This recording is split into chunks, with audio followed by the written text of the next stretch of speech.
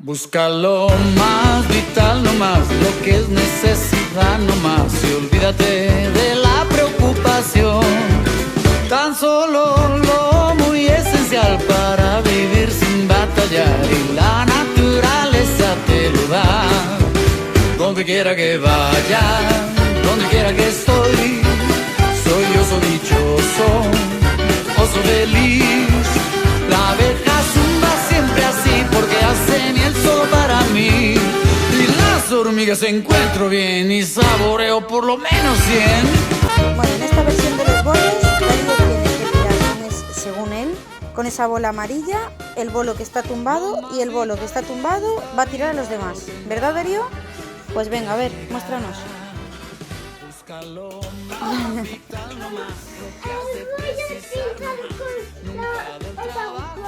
Venga, con la otra, a ver.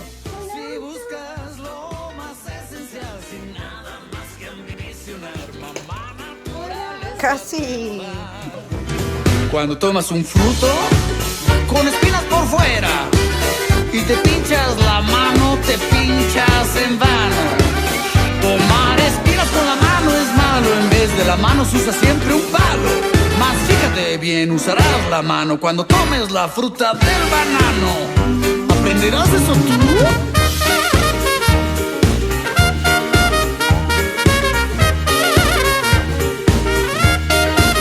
Lo más vital para existir te llegará, nos llegará.